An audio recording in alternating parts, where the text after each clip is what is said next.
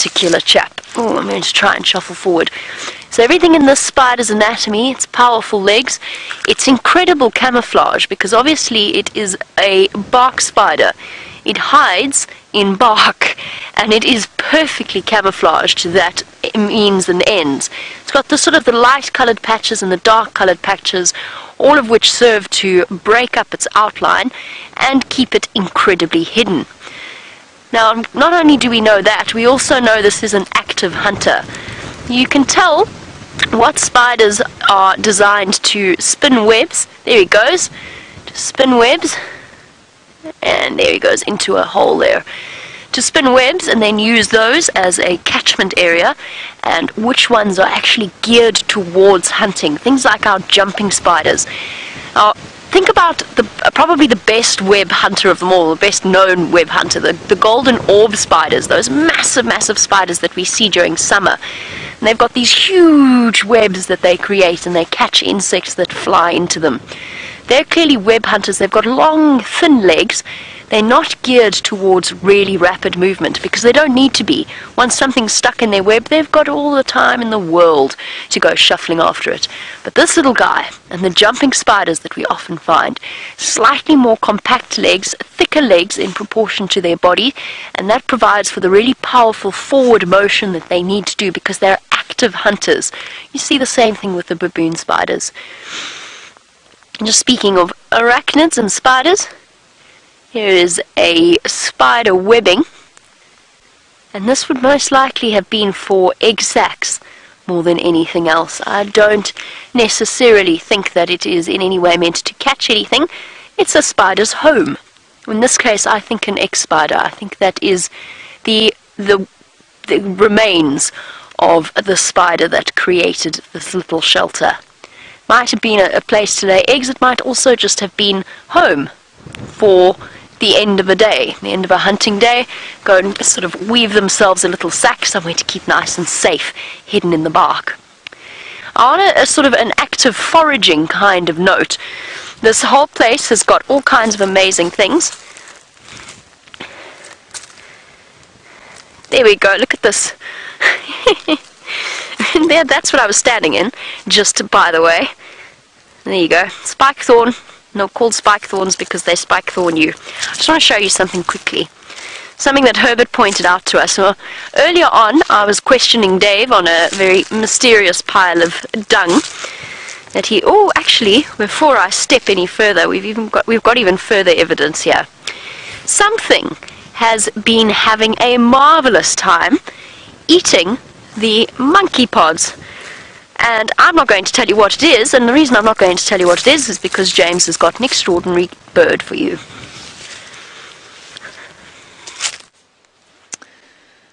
An extraordinary bird it is, everybody. That there is a stunning, stunning example of a juvenile martial eagle. Now, juvenile don't mean that it's small. Juvenile simply means that it hasn't quite attained its adult plumage yet. So it's probably about 2 years old and about to get the adult plumage. To give you an idea of its size, it is just shy of 3 feet tall, top to bottom, and it weighs about 9 pounds.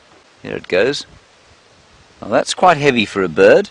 Wingspan, if you can believe it, is 2.5 meters long. Now, 2.5 meters in feet is 2.5 feet is about 2.5 meters, about 8 feet. So it's a massive, massive bird. And the females bigger than the males by almost 25%, and they can weigh up to 5 kilograms, which is about 11. It's 11 pounds. Isn't he great? His diet is largely made up, or well, it'll eat just about anything really that it can catch, but their real favourite is to eat rock monitor or tree monitor lizards, huge lizards.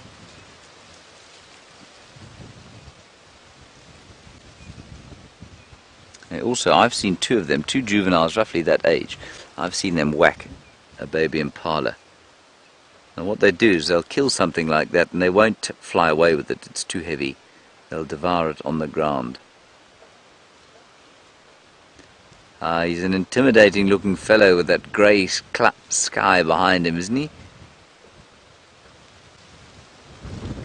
Gee, that's fantastic.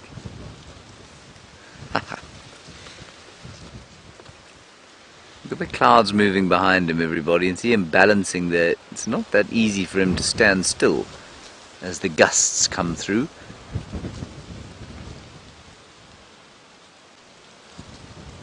And difficult for a bird like that to fly, you know, in this type of weather. I've seen one batelier this morning flying around. They're, of course, extremely efficient flyers, much more so than just about any other bird. But a bird like this really does need some heat to come off the ground and float gently in the sky. Otherwise he's just going to sit there lurking slightly miserably. I always think it's quite interesting that birds don't, you know, we tend to think of nests as being places of comfort. Look at him turning around, that rather vicious looking face. We think of them as being places of comfort, and that's why we use the term nesting when we talk about people buying homes. Ah, well, they've started to nest, you say. But nests are almost universally only for breeding, and they're not very comfortable, so a bird like that is actually much more comfortable standing out in the open. They don't feel the elements like we do. They don't feel the need to get inside. Oh, he's either going to relieve himself or fly away.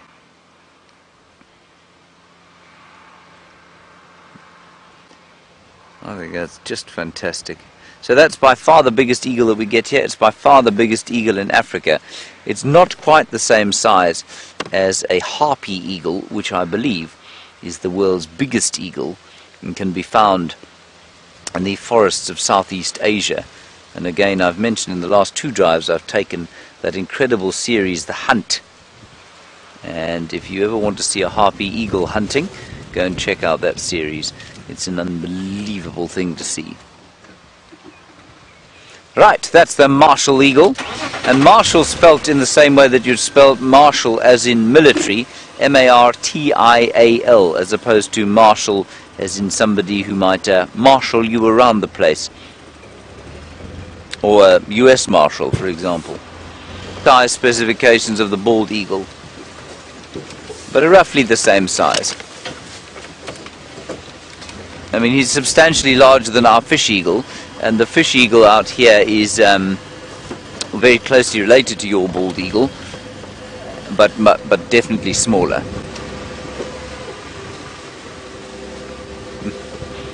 He's a very impressive fellow. Righty, on we go. We're still in search of the hyena den. Haven't managed to make it there yet.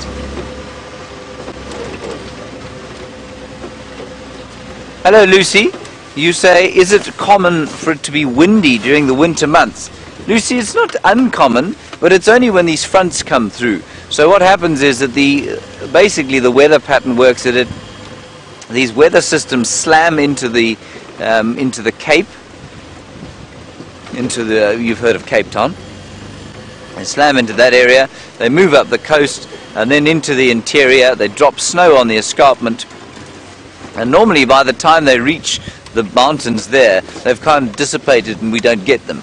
And then the really bad ones, like this one, or bad is a relative term, of course, the really sort of strong ones will come through this area, and they come in from the southeast like this, and that's when we get these windy conditions. So normally, no, it's not windy. I'd say during the summer months, you know, we can go often 3 months and have, you know, maybe a week of cloud and wind, and the west is just perfect conditions.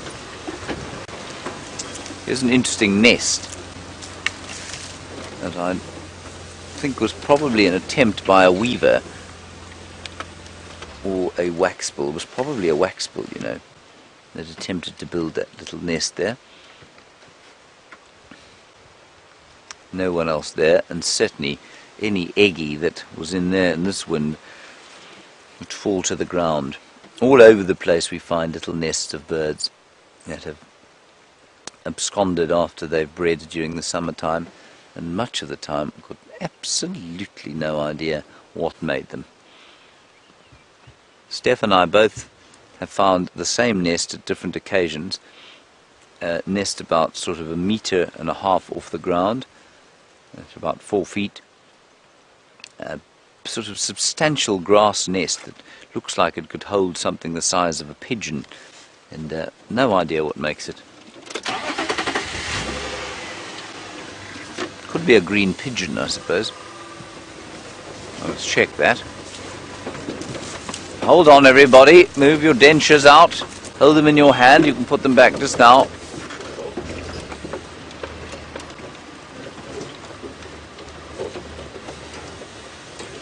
Hello, Anna. Nice question from you about whether or not we see new animals every day. There's a white-crested helmet shrike. Brian, do you see it? There's a flock of them. There's a whole flock of different birds here. There's a flock of white helmet shrikes there. That's what you're looking at there, white-crested helmet shrike. And there's some babblers knocking through here. Isn't he lovely? What a beautiful bird. Anna, yes and no. In terms of mammals, no, we don't see new mammals every day. I think we probably see many of the same ones every day. Yes, of course, there are elephants that migrate into this area and then disappear again. There are impala that might be different every so often. Wildebeest might come and go. Buffalo herds the same. But in terms of mammals and different mammal species, no, we normally see the same kinds of things just about every day. But there are many of them.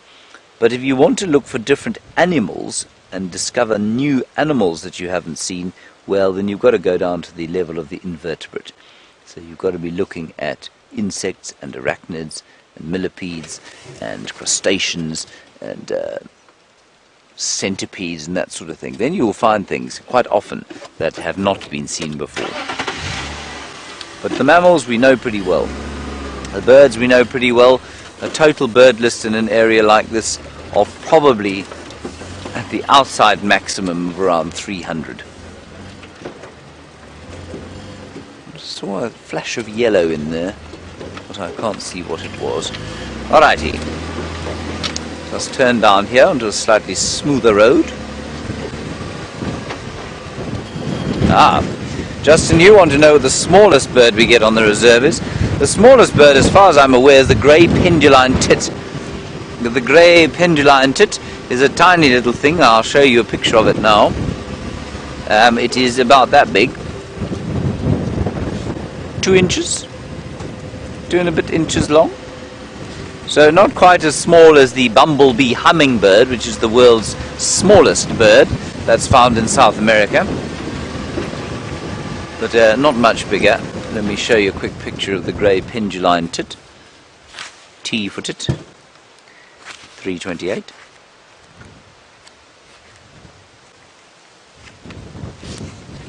There we are. Oh, not wrong tits. It's probably under P for penduline tit. Must be. Yeah, hang on 1 second. Sorry about that. P. There we go, 364, Brian. How very embarrassing, wouldn't you say? Yes. There's the grey penduline tit there. He's quite a pretty bird. And they live in little flocks, and they make the most amazing, amazing nests. They almost look like they've been made of cotton wool, and they've got a very secretive entrance that folds in a complicated way, which means that if it looks like an entrance, but it's a fake entrance. And so birds such as, or not birds, but predators like snakes won't be able to find a way into the nest. It's really very clever. And that is the grey penduline tit. Very nice. On we go, Brian. To the hyena den, where there'd better be some hyenas, or I shall be very cross. I might be tempted to walk up to the den and fish them out. Tell them to play with us. Jamie has yet another arachnid to show you.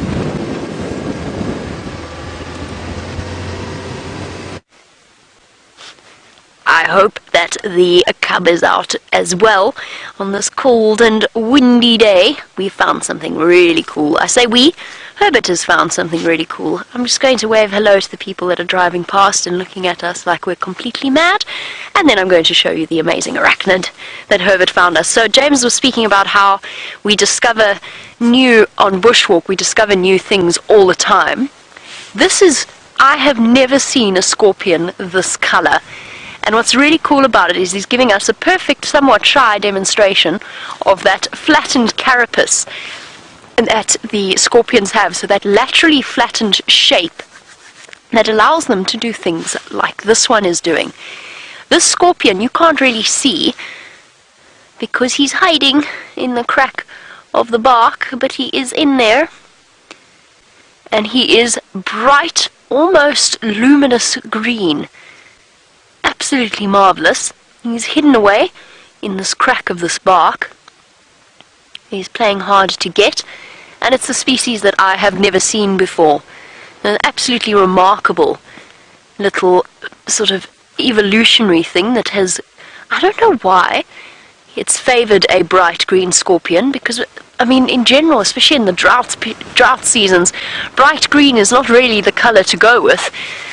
And at the moment, everything's so dry and brown, he sticks out like a sore thumb, so to speak. Except, of course, when he's hidden in a crack of the bark like that. I don't know which particular species it is. I can tell you that it is not super venomous. It's not one of the Buthidae scorpions. It doesn't have that thick tail and really tiny pincers, which is, of course, the warning sign you want to watch out for, because it means that the scorpion concerned uses venom to kill its prey before it even thinks about grasping it with tiny little pincers. This one's sort of in between. Thickish tail, thickish pincers. You can't see the pincers at the moment, I'm sorry, but it's somewhere in between. I don't know which particular scorpion this is. It's a new one for me. I'm going to go and find it in my book, see what bright green bark scorpions are round about. Bark scorpion, I'm going with bark scorpion because it's living in the bark, but you just never know. It is absolutely freezing. The wind is howling, and I swear it's got colder, right, Dave? It has definitely got colder from when we first started the walk this morning. There's something horrendous that is blowing in. Just by the way, because I said to you you'd never know what had been digging in the ground, I will tell you, because I don't feel as though keeping you in suspense is ideal. We've moved away from the area now, but it was a porcupine, I suspect, targeting the roots of the monkey pods that were growing in that area. So we spoke about the fact that they can use the roots, or they do traditionally use the roots as a fertility treatment and a blood cleanser. Perhaps we have a porcupine that's anxious for little porcupines. Wondering about quarantine. Not, of course, that I've seen a porcupine yet, since I started working at Safari Live and driving about Djuma, but we know they're here, because they leave their evidence absolutely everywhere, wherever we go.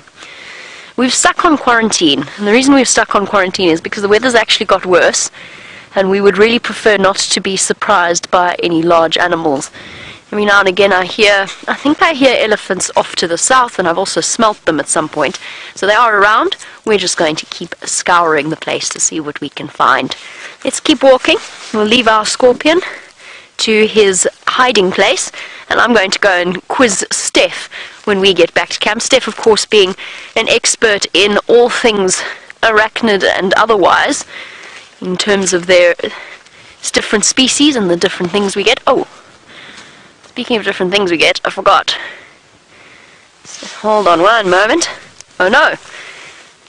Finding lots and lots of insects to show you, but lots and lots, unfortunately, of deceased insects, is the tuk-tuki that we picked up ages ago and I forgot that I had in my pocket. You know, it's not that I go around with little insect exoskeletons in my pocket all the time. This is called a tuk-tuki beetle. And it's called a tuk-tuki beetle because it tuk-tukis. It taps its abdomen, its very hard wing casing, on the ground and creates a tuk-tuk-tuk-tuk-tuk-tuk-tuk sound. That sounds a bit like a hornbill, actually. So that is a talky beetle, and he's given us the perfect opportunity to examine him. It's a talky beetle minus a head. Oh, it's a talky beetle that's blown away now. Talky beetle is gone. There we go.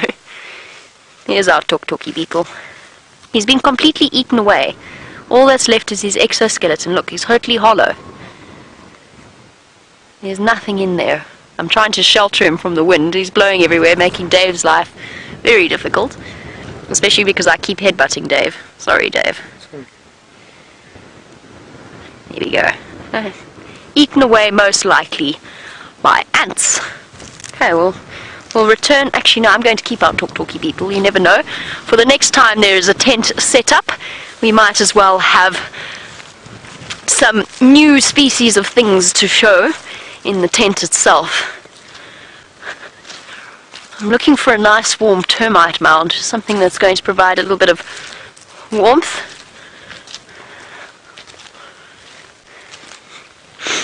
Now, earlier on we started off our bushwalk with a scrub hare dung pellet, and we're seeing a lot of animals utilize this open area as a safe spot.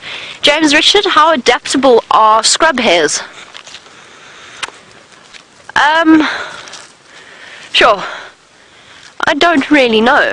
I don't know that I would call them any more adaptable than most of the smaller animals out here. They are very widely distributed, James, so that does, I suppose, mean that they utilize a number of different habitats in terms of where they can go. Their digestive system, I suppose, means that they can make use of lots of different food sources, since they do digest it about 3 times before it is finally excreted. So I guess in that sense they are pretty adaptable. They're not... no, I don't think I would say that they're more adaptable than any of the other creatures, but they are widely distributed. So I suppose in that sense they might be, but leopards are also widely distributed. Leopards make use of all kinds of habitats and places that they can adapt to. I'm not sure about scrub hares. We could actually, while we walk along here, we could actually flush a scrub hare at some point. Right, I'm going to see if there's any warm air coming out of this termite mound, something that will heat me up in a pleasant way. While I do that, let's find out what was happening at the hyena den.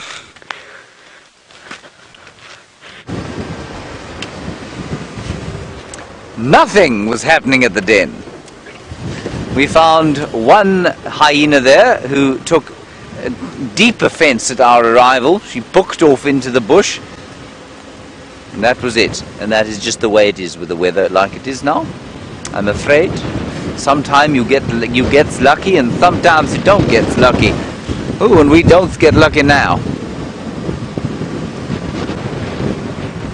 It's not with this gusting wind. I did see a waterbuck going through here. That's why I'm staring fervently into the bush.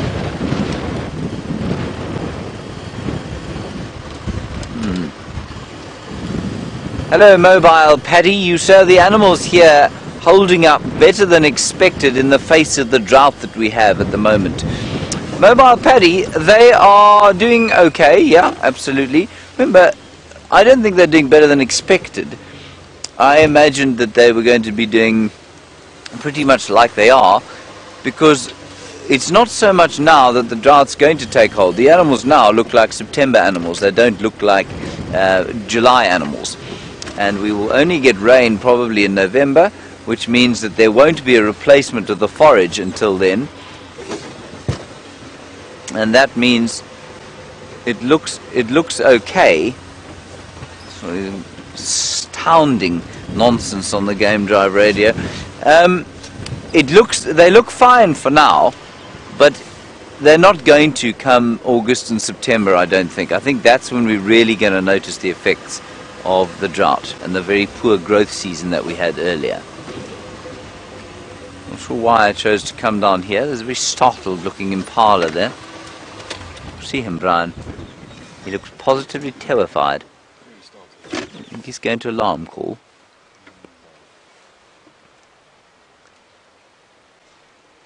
Come to think of it, I'm not really sure what an unstartled impala looks like. They always, if they're looking up, they look startled.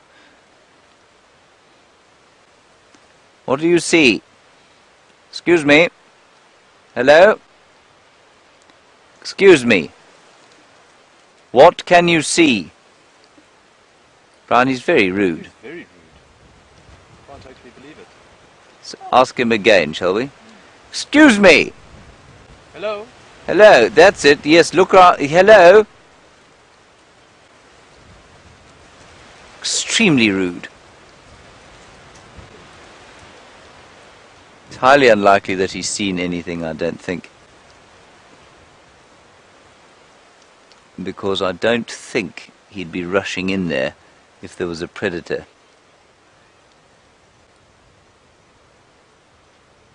He's... No, I think he's fine. Okay, let's carry on to the water. Rudest impala I've ever seen in my life.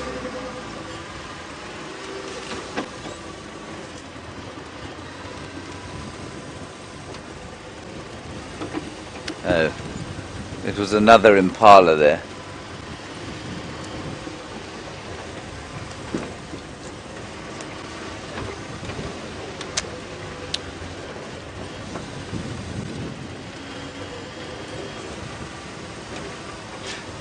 Natasha, very nice question from you in Ontario. It's one of the colder parts of the world, of course.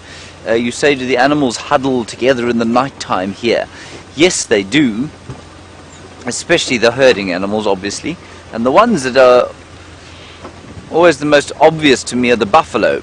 They like to huddle together during the cold winter nights, and you'll find them in the morning, great sort of clouds of steam rising off this great big black mass lying in a huddled group. They like to do that. The impala do as well, to a certain extent. I think you'll find that they all get slightly closer to each other in the night time. But things like buffalo can, because they are large, which means that if there is a threat, they are able to defend themselves. If you are an impala and you happen to find yourself in the middle of a huddle, it's a bit like being in the middle of a bait ball of fish. Chances are you're going to get nailed. So while they do lie close-ish together, I think you'll find that it's pockets of them that are touching and the rest of them not so much. Nothing having a drink here. This is where we saw Mvula last night. I thought maybe he may have come back. And they do have tracks of a male leopard around Treehouse Dam, so we're going to head down in that direction. But I got to tell you, today's temperature and general atmospheric conditions make me feel like it's going to be a fairly quiet day out in the wilderness. That's all right, Brian. You know we can't have action every day. True, true.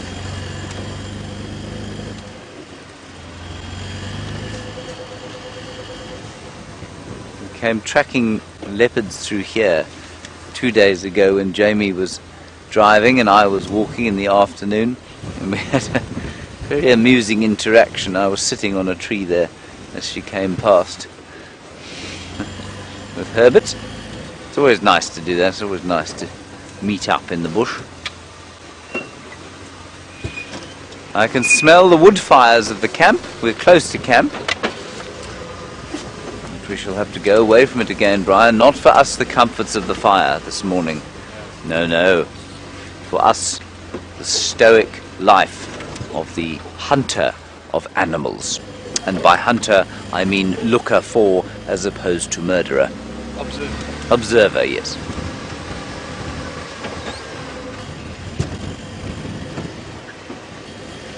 Very little in the way of fruits now.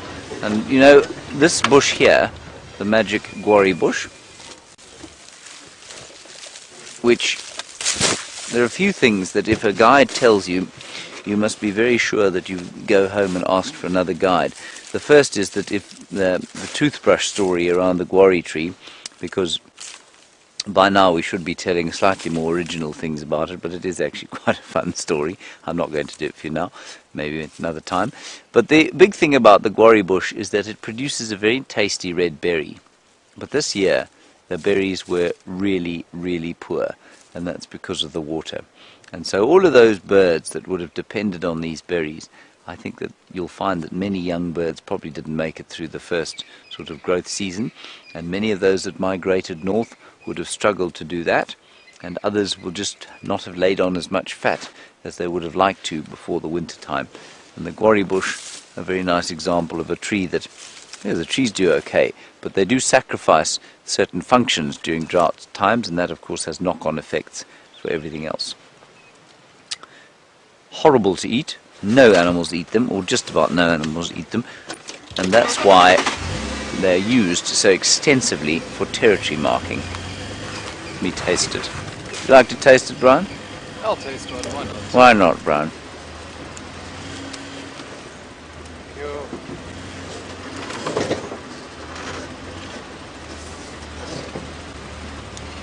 It is absolutely disgusting.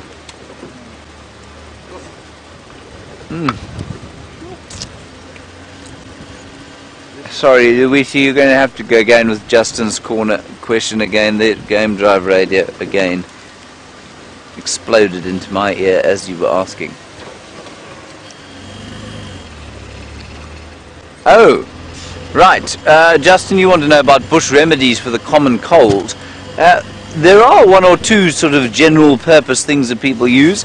You can apparently inhale the smoke of elephant dung in order to help with the sort of congested sinuses. I think that's highly likely to hurt you quite badly. Then also, there's a beautiful plant called Lipia javanica, or the bushman's tea, and that's really good, apparently, for helping with the common cold. But it's much the same as with Western medicine, you know. They're not really good antivirals. They're good at giving you comfort, I think, and clearing out the sinuses, but your body's just got to process the virus of the common cold in order to survive. Orbs, confirm you've located that? Aubrey's been tracking a male leopard for a long time.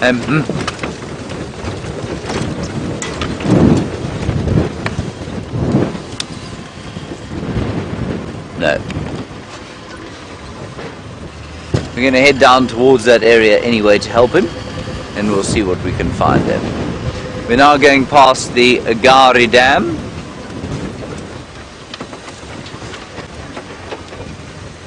Once we've gone through this incredibly bumpy drainage line. Right, let's go. Apparently the balletic figure of Jamie Patterson is now practicing her dancing in order to keep warm. Let's go and have a look. There's not so much practicing dancing as just trying to raise the heart rate a little bit and warm up. There's been a suggestion that possibly we should do another fire making segment. Unfortunately, I don't have Steph's special cotton balls on me to act as kindling, plus any fire would probably be relatively tricky to make, actually, in this windy weather. What I was really hoping I was going to be able to show, it's getting worse, I can't stand it, it's horrible. It's howling.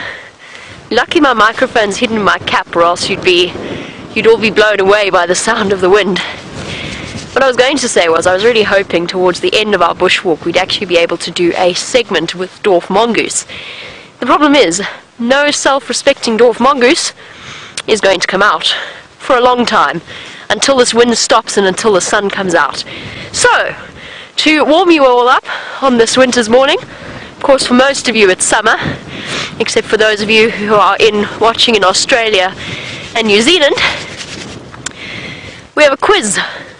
I have a quiz for you, and it's a quiz about who deposited its excrement upon this termite mound, and we're going to have a closer look. So, which animal is responsible for that? And of course, as with everything, it's very important to get an all-round picture of what it is you're looking at, but first a closer examination with hand for scale. There you go. Hand for scale. That's how big it is.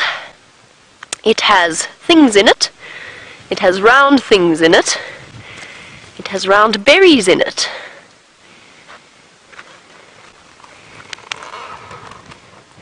Interesting shape. That's the size. And now, while we look at it, let's have a look at where we are. We're not quite on a termite mound, although we are almost. There's a lot of vents here. Just a word of advice, don't ever go sticking your hand in here or anything else. Don't ever try and poke around in these holes without checking first, or you're going to find yourself in a very uncomfortable position, because one thing that would really like to shelter in there, if it's not a dwarf mongoose, is a very large snake, including a black mamba or a spitting cobra or any other of our snake species. So if you have kids and they come out of the bush, don't let them go poking around in holes like that, please. Okay, here's the trick part of the question. Oh no, my earpiece has been blown out. Here's the trick part of the quiz. As we look around this, have a look at what is around it. It's a trick question. It's not what I think most of you are going to guess. Let's see if you can figure out whose dung that is. My apologies, my nose is actually starting to run, as are my eyes, in the wind. Okay, right. Ponder that. Ponder that and see if you can work it out. We're going to go find other things. Let's see what we can see. Just immediately. The termite. Oh, haha.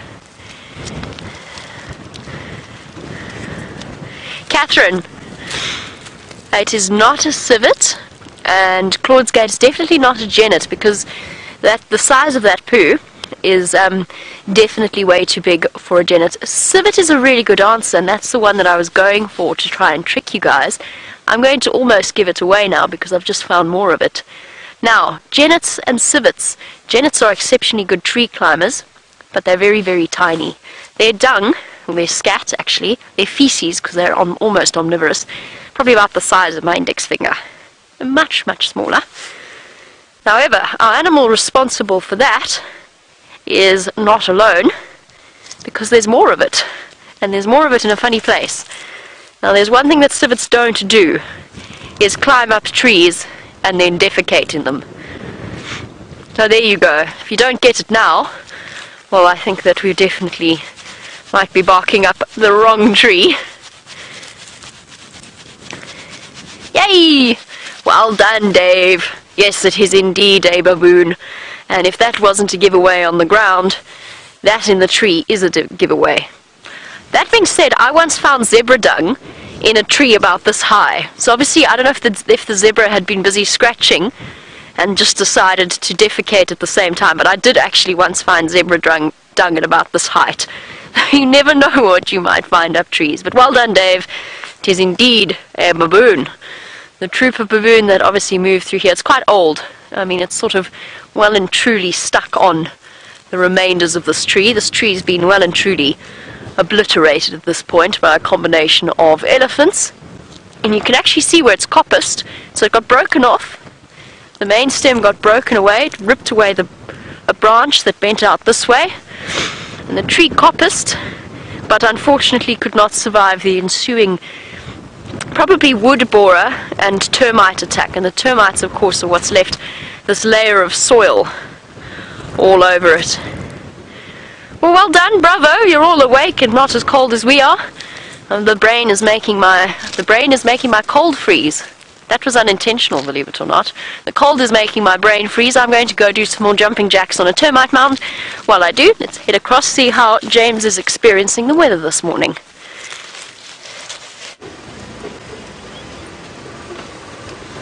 Well, we're going down towards Philemon's Dip, where we're hoping to find a male leopard. Now, we're on the road called Ingwe Alley, which means Leopard Alley. There don't seem to be many leopards or anything else on this road at the moment. We might be lucky. I'm very pleased that Dave got the baboon poo right. Well done. Remarkable achievement for a Thursday morning, especially from so far away. I think I know exactly the termite mound she's on, actually. Was there a smear? There's a nasty smear on a termite mound not far from camp. Ah, no, not a smear, apparently a log. Baboons, of course, leave the most disgusting poo, and they, of course, if they break into a room or something like that, then for some reason they just go everywhere, and you don't get rid of the smell for weeks. I've told a story once of a baboon that broke into my room, and it just, well, through a few of them, destroyed the place. And I was away, and somebody very kindly cleaned it up while I wasn't there, and everything was ship shape, but for the disgusting smell that pervaded the area. Until about 6 weeks later, it came time for me to go on leave, and I took my bag down from the top of the cupboard, and I opened up the zip, and the very kind person who'd cleaned up the room had failed to notice was that the baboon had managed to relieve itself in the bag, and this very large pile of turd had ripened during the intervening 6 weeks in the midsummer. It had ripened and become utterly beyond speech disgusting in the middle of my bag. I zipped the bag up, put it in the dustbin, and went to buy another one. Absolutely foul.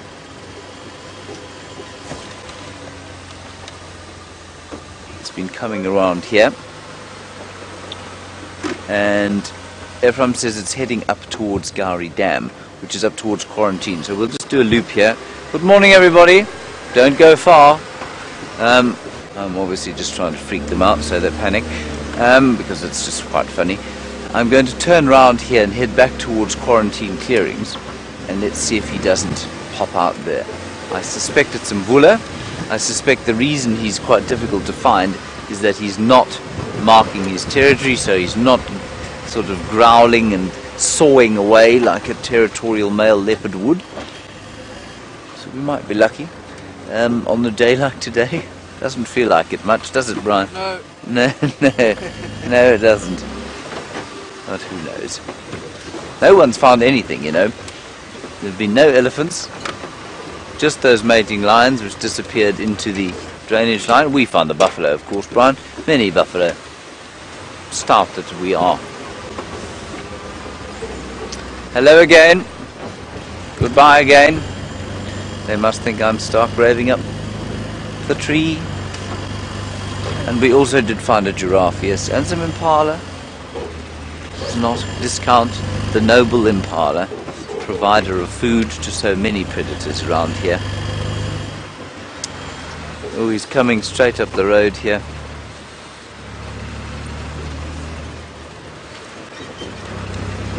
Now the tracks are going straight up the road here. Shamsung, nice question from you about whether it's the female or the male leopard that goes after the other when it's time to mate. It's normally what happens is the female will start marking territory, and she will produce a pheromone, and that pheromone, I'm sorry, I'm just going to quickly call this in. Aubrey and Ephraim, the tracks head straight north up Philemon's Dip now.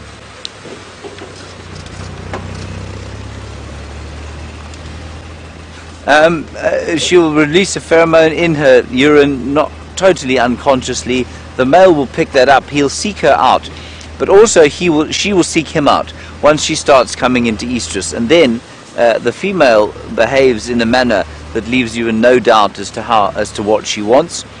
The wind has blown these tracks. She throws herself at the male once they find each other, and she will harass him for 4 or 5 days, and they will mate. I mean, we've seen them mating We've seen them mating maybe 3 or 4 times every 20 minutes or so. It's quite astounding. Go ahead.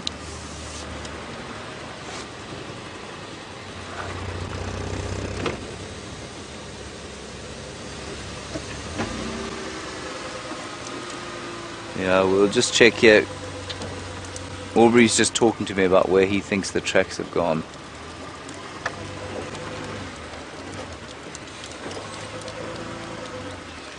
Yeah, copy. I had them going north up Philemon's Dip. There's an impala. Let's stop here. We'll just have a listen. We're now on quarantine clearings. Old hunting ground from Vula. I don't think these tracks are fresh. That's not to say because I've looked at them and don't think they're fresh. I don't think they're fresh because the wind has been blowing so hard that it becomes almost impossible to tell what is fresh and what is not. There's also, I'm going to sneak forward, Brian. There's a very nice lilac-breasted roller on the ground here. I don't know what it's doing on the ground. I suppose it must be hunting. You got it. Ah, yes. There we go. It's found itself a grasshopper or something.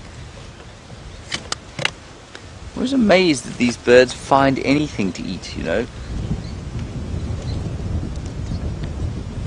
When we walk through these areas, we don't find a great deal on the floor, other than those spiders and things. But a lot of them are under logs.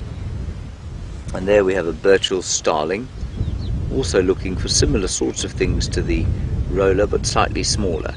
So they'll be largely trying to eat ants and termites, I suspect. Glistening metallically in the sunlight, very pretty. And there was also a hornbill knocking about here somewhere. There it is.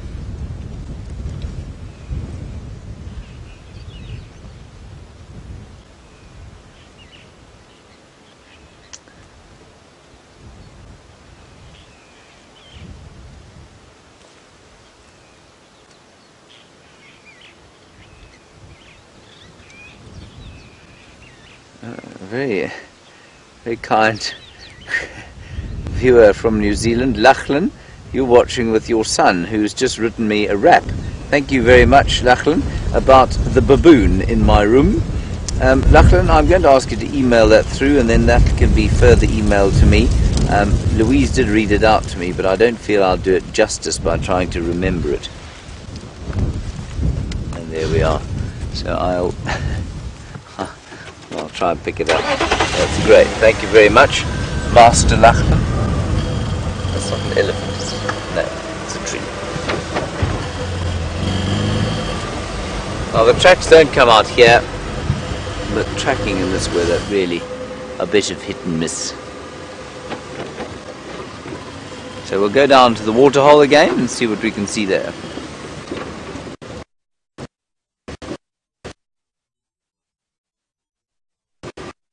Just on the corner.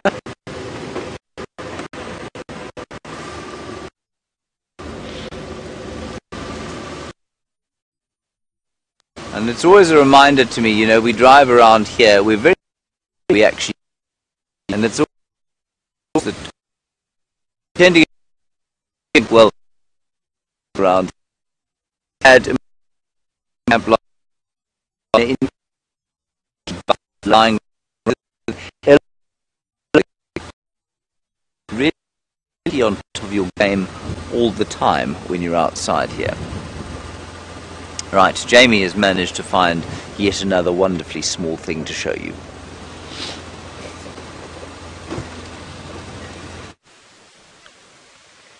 Herbert has managed to find yet another magically small thing. In this case, a really, really cool hairy caterpillar. The larva of some kind of butterfly, I imagine, maybe moth. And the moth, in my experience, the moth caterpillars tend to be a little bit more stocky than the larval form of a caterpillar. In this case, I think we have a butterfly caterpillar. I don't know which particular one it is. I do know, however, that the wind's poor Dave is having to try and focus on something that's trying to blow away. But I do know that you really, really, really, really don't want to touch one of these. So we spoke before about why you might... I'm sitting on a really uncomfortable thorn. It's distinctly unpleasant. But we'll address that at a later stage when I need to stand up. We spoke about the marula tree bark and how you can use it as an antihistamine. You would definitely need to utilize it if you touched one of these. They have incredibly itchy filaments on them that embed themselves in your skin and are exceptionally unpleasant when you do come into contact with him. This part is his head, yeah? His head is here. And then this is the rest of his body. Now, the hairy caterpillar's defense doesn't actually always work, because it's a defense against getting eaten, and I know certainly I'm not going to eat him. Dave's probably not going to be brave enough to eat him, even if we are desperate for any source of comfort food in this strange weather that we're experiencing. There are, however, certain bird species that love them. One of those is a caterpillar. No, this is a caterpillar, Jamie. One of those is a cuckoo.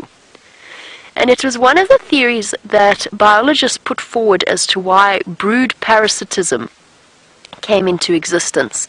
So the theory goes that cuckoos, who often feed off hairy caterpillars, their chicks can't cope with the filaments that are on the caterpillar and therefore have to be raised by another bird species.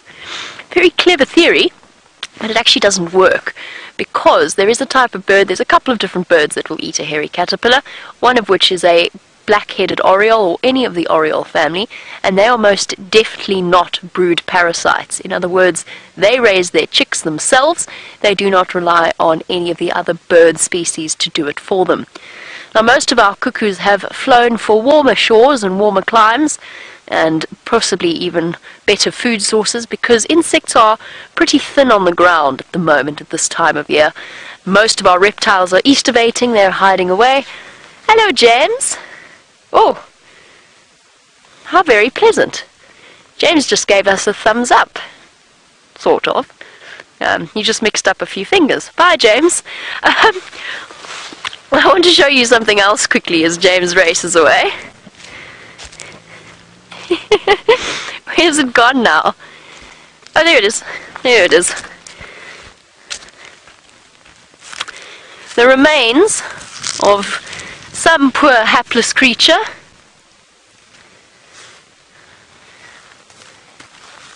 Some sort of antelope.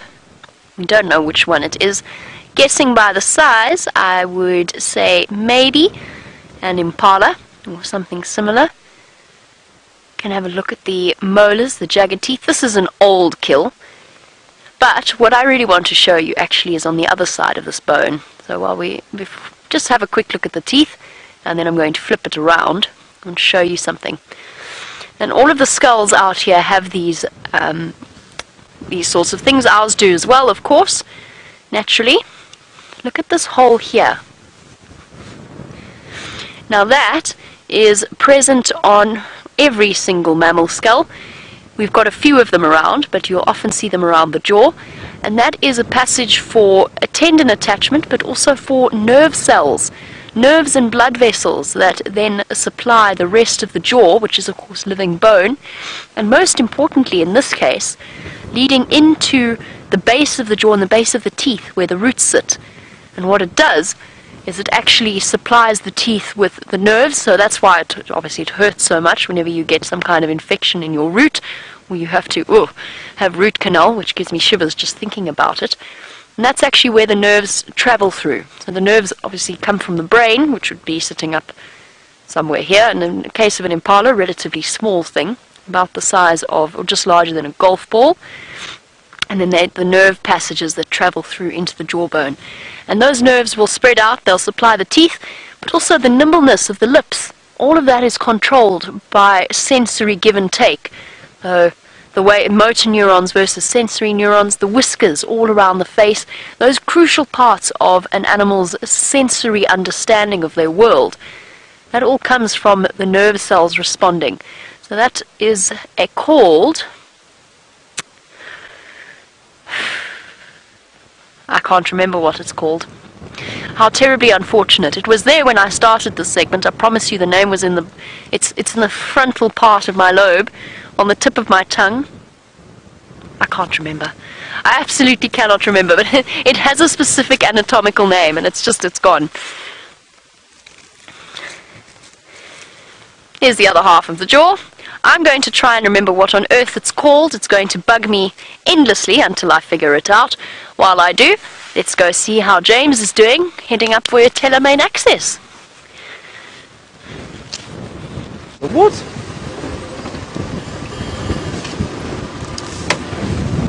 We greet you again with the wind to show you, and the pounding clouds driving gale into our faces. Brian, do you think it's got any warmer since we've begun our drive? No, I don't either. I think it may have even got colder. Me too. Me too. Brr. Anyway, nice to see Jamie there on walk. She was walking when we saw her. Of course, she was sitting cross-legged, as only someone of her flexibility is able to do. Not so, Brian. Cross-legged. I know you can, but you're very flexible. You were part of the circus. That was. Yes. That's not a joke, everyone. Brian was indeed in the circus. On the flying trapeze. On the flying trapeze. It is the most incongruous thing in the world to think about Brian swinging from a big top somewhere in the middle of Thailand, was it? Yep.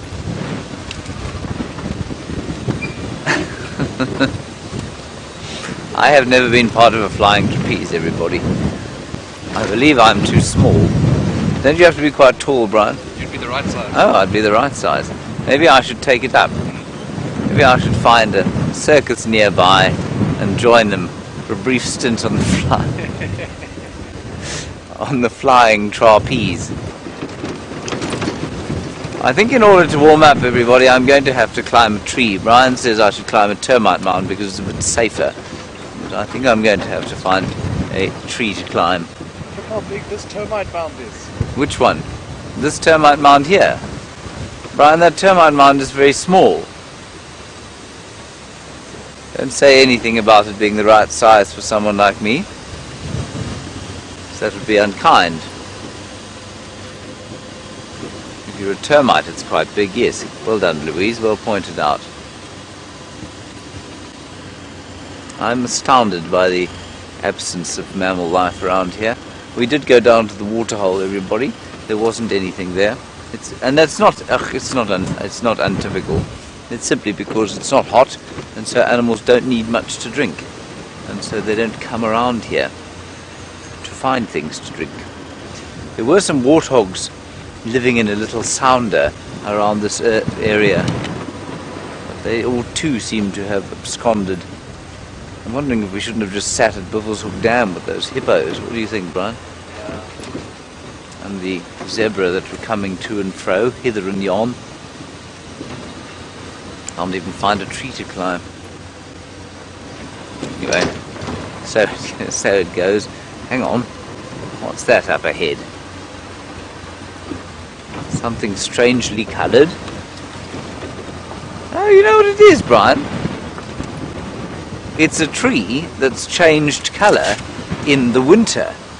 I'll show you exactly what I saw. I saw that thing there. You see that thing there lying on the ground? What does it look like to you, Brian? A pile of leaves. It does look like a pile of leaves, but from a distance, if you were really hoping to see something, what do you think it might have looked like? Ostrich. No, that is incorrect. I'm going to give you one more guess. Crocodile. Not a crocodile, no. No, you left your brain at home. Yeah, I thought it might be a lion, everybody. I thought that the colour resembled that of the tawny pelage of a great hunting lion. Instead, it is indeed, as Brian correctly pointed out, a pile of leaves that are tawny coloured, which of course indicates to us why a lion would want to be tawny coloured, a very good colour if you wish to hide out here and stalk things to eat for breakfast, which makes me hungry. Is it a fry-up today, Brian? No, I think today is muffin day. Muffin day is never our best day, everybody.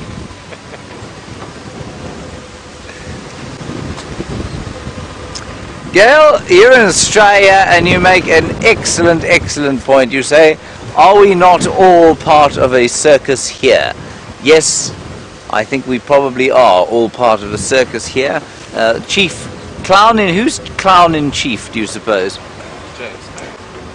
Thank you very much, Brian. Brian says I'm the clown in chief. I don't think Brian's too far off being clown in chief myself.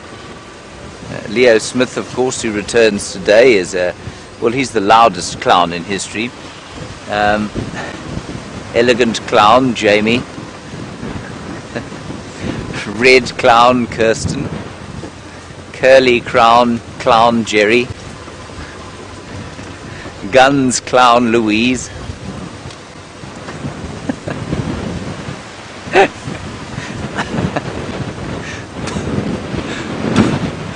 Baldy clown, Steph. What can David be? He's also a bit of a curly clown. Cheesecake clown can be Jerry. Dave can be curly clown. Ah, yes. Let's look up the drainage line and just see if we haven't missed a leopard. Can you see a leopard up there anywhere, Brian? Just put the camera up there and let's see if we can spot a leopard. Do you see one? No. I don't see one either, which I find greatly surprising. There we go. Jamie wants to know what clown Dave is. I think Dave is curly clown. Jerry can be cheesecake clown. Chelsea can be American clown. Oh, well spotted, Brian. It's a Steinbock. Super zoom. Female Steinbock grazing oblivious to Brian's laser-like glare. Don't run away. Stand still. Stay there. Good. Now, we were asked about peristalsis earlier. Oh, can you believe it?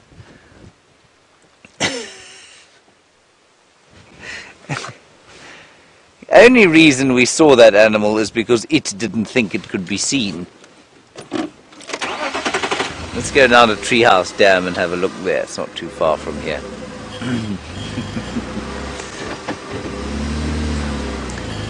Herbert will have to be rifle clown or security clown.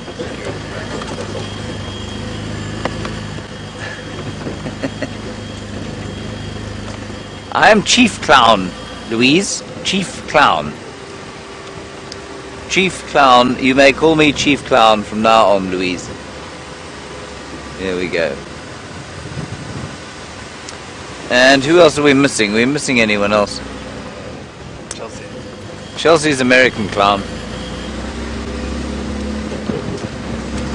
Then, oh, there's Amanda. We have to have cooking clown. And then VM, I think VM should be the abominable clown. And the abominable clown because he has not cut his hair or his beard since he arrived here for work some 7 weeks ago.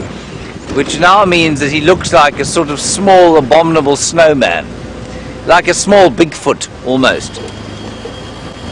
I'm trying to convince him to shave his head. Right, the elegant clown has mercifully found something useful to show you, so let's head across to her.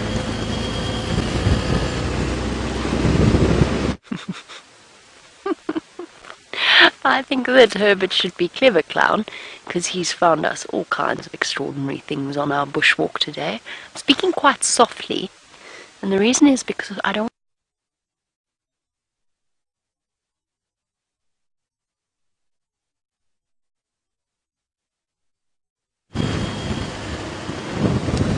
Now Bushwalk of course does that entirely on cue on a daily basis at this time of the day. Picture gone. And that's because the batteries are running out. So I think that will be the end of Bushwalk for the day.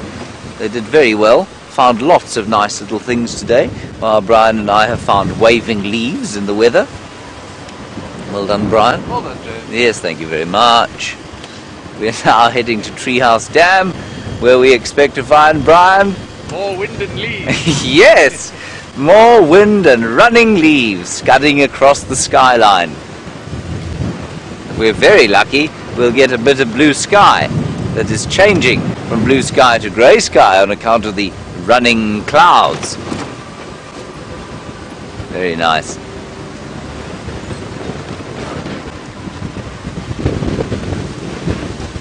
Of his holiday. I'm not being nasty here. I mean, he truly has. He will tell you this himself.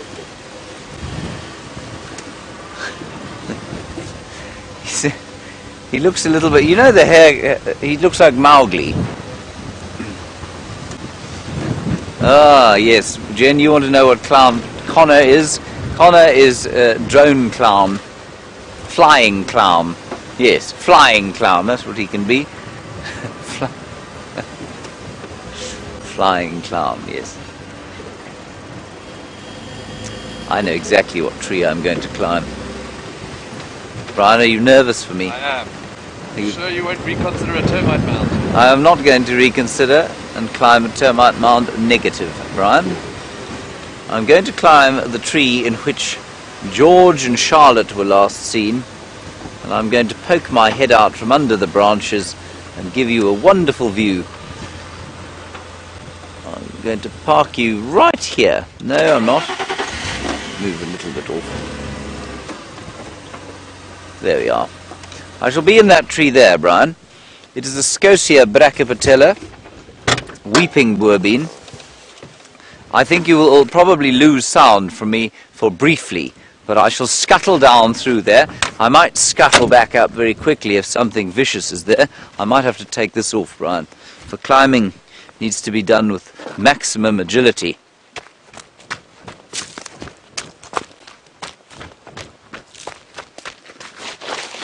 Can you still hear me?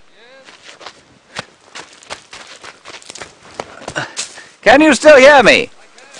Wonderful! Now? Amazing! Now, it was into this tree that I watched Charlotte climb. Charlotte, of course, is a very good climber. I don't think I can get into this tree, Brian. Maybe a termite mound.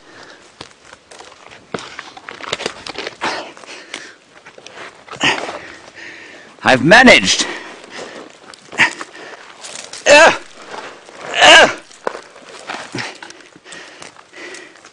Can you see me, Brian? Oh, what a joy!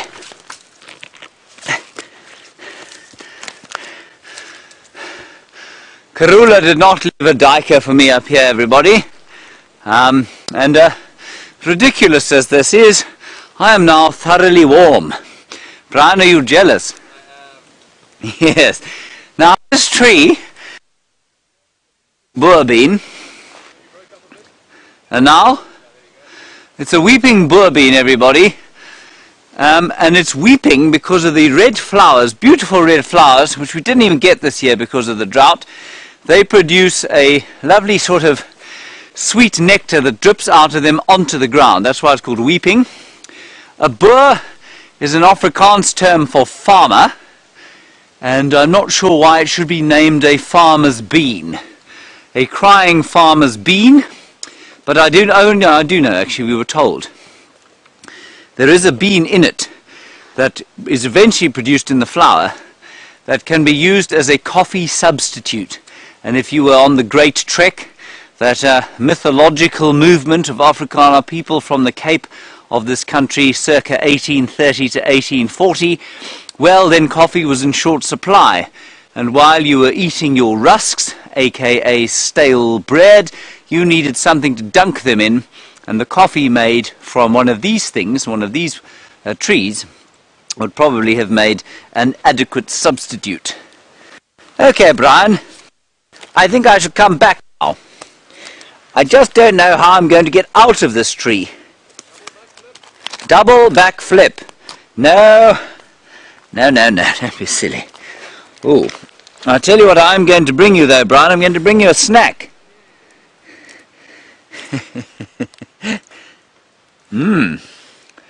It's a bit of tree gum. I'll put it in my pocket. Here I come. Oh, gosh. Death is nigh. Oh! This is terrifying, Brian.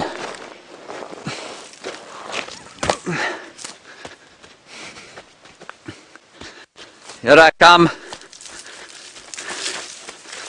Fearlessly diving down.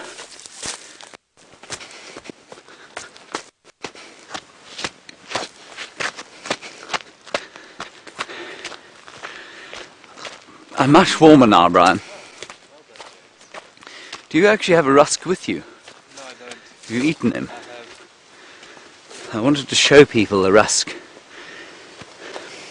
Next time. Next time. I'm just trying to find Brian's snack. It's not a big snack, obviously. I've got it, Brian. I've lost it again. I can see it. Wait. It will be worthwhile, everybody, I promise. For goodness sakes. I can't find your snack, Brian. It's the same. One, No, you won't have it. It's the same as that one. You see there? It's tree gum. It's rather good to eat. See it? Very nice. Tree gum. Yum yum. I'm disappointed. I'm sorry about that. I've got it in my pocket here somewhere, Brian. It's just not very big. Now, everyone, I've told the great trek, which was a sort of migration of tax-evading slave runners from the Cape up over the Drakensberg, if you take the cynical version, which is where I tend to sit, or if you take the more romantic version, some pioneers heading out away from the domination of the British in the Cape. Well, they came up here. These are the white settlers, the Afrikaner settlers, and they came up into this area. They left the Cape around sort of 1830-ish. It's a long way away. And during the course of their great trek up here, they were in ox wagons, much like the pioneers of the West, of the US West, I guess. And they had to make do with what they had. They read the Bible a great deal, in High Dutch. There were no schools. They had guns, and they had to make do with what they could off the land. And so they would have used the weeping boerbean, they would have used ziziphus, they would have used any number of other plants as substitutes for things that they didn't have to eat. Well, one of the things that they created is something that we call a rusk. Now, a rusk, in most parts of the world, is known as stale bread. You dismiss it out of hand as a food source and throw it into the dustbin. Here in South Africa, it's considered a delicacy. And you can imagine if you were on yon ox wagon moving across the trail, when your bread became hard and stale in the sun, you didn't issue eating it, because it meant, you know, you probably throwing away food you weren't going to eat for the next 3 days. And eventually you mixed it with a bit of sugar, and eventually it became so hard that it is utterly inedible unless you dip it into a hot drink like coffee. And so it used to amuse me no end when I was a guide. And you know, you have tea in the mornings, and your guests would come out of their rooms freezing cold and looking forward to their safari, and they'd come and they'd stand at the tea table, and you'd pour them a piping hot cup of delicious coffee, and then they'd be faced with a choice.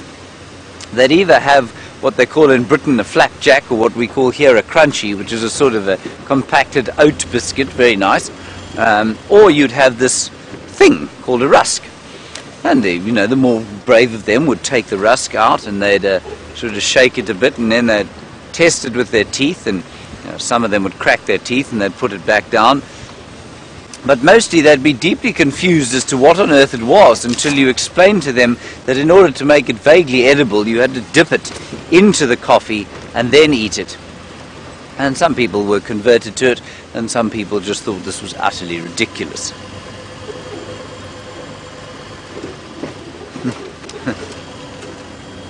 And Jen Ward, I don't know where you're getting hold of us from, but you say an Omar, which means grandmother, an Omar buttermilk rusk.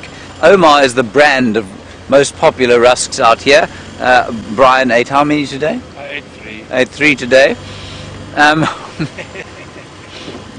Jen Ward, you say you want an Omar buttermilk rusk. I got to tell you, I don't think they're quite what they once were.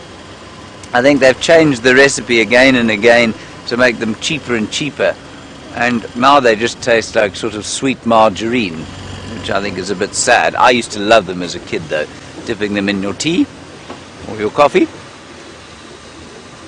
And of course the other delicacy that around the world is considered starvation rations is what we call biltong. And people out here, well, I mean, they'll kill for biltong. And biltong, everybody, is the same as jerky. In other words, it's dried, uncooked meat that in most parts of the world people wouldn't consider eating.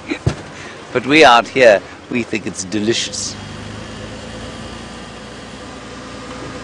Don't we, Brian? Because we're savages.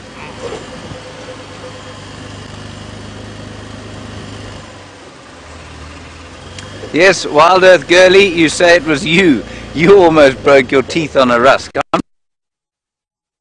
It's always been an amazing thing to me that we give these things to unsuspecting tourists and describe them as delicacies. People often come out here and they say, well, you know, talk us through the local cuisine. What have you got? And the truth of the matter is there isn't much. Because the area is there's very little in the soil, so none of the plants here, I mean, you don't get the sort of rich flavors that you do of Europe or of the East. Those kind of rich, spicy flavors just don't occur here. And one of the things that people eat out here, in and around this area and much further north into Zambia and southern Ethiopia, I think it goes as far as, and I've mentioned this before, is the mapani worm. And the mapani worm is a caterpillar of a very beautiful moth called an emperor moth, and people eat these things, and they're described in these sort of they're described in tourism bump and brochures, and these tourism brochures and things will describe the mapani worm as a delicacy. Now, delicacy to me means that it's got to taste like something interesting and probably be even delicious, or very unusual tasting. A mapani worm is dried in the sun and it tastes like sawdust that's been mixed with a bit of offal. And while that's not delicious, it's not particularly offensive either. It's not a delicacy. It's an extremely important part of the diet. I mean, people really need to eat it because there are lots of very poor people between here and the northern reaches of Zambia. So I think often these things that we term delicacy, probably like crickets in the Far East, they're just what people have to eat. And Gary, you say the only rusk you know of is teething rusks. Yes, you do get teething rusks, don't you? That's supposed to help kids with their teething.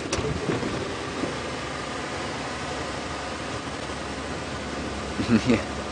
Sally, you're right. I mean, a rusk is basically biscotti, a slightly less sophisticated version of biscotti. And you say biscotti is as hard. It is, but at least they give you biscotti in something, you know, that you can bite. A rusk, of course, is normally served to you, I mean, it's sort of almost like a roll. It's like a bread roll size thing. So you get your mouth and teeth right into it. You really got to be quite skilled. Ooh, some red-billed buffalo weavers in this tree. And now flying away. Oh, there's one more. It's not a Red Bull Buffalo Weaver, it's a very upset Birchall starling.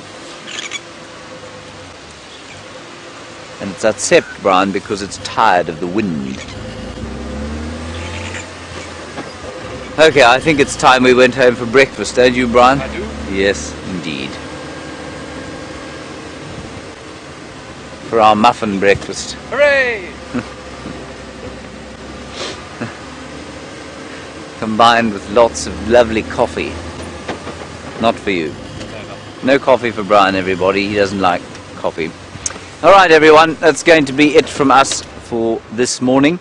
Hopefully a little bit more luck this afternoon. I'm not sure who's going to drive. It'll be Brent, me, or Jamie, or the combination of that. Thank you, Brian, for your efforts today. Big thank you to Louise in the final control, being ably assisted by Geraldine, the Cheesecake Kent, and Jamie, Herbert, and David on the walk. Wonderful to have them with us. Thank you mostly to all of you who came along for our quiet, blustery, but very pleasant drive this morning. Until later, bye-bye.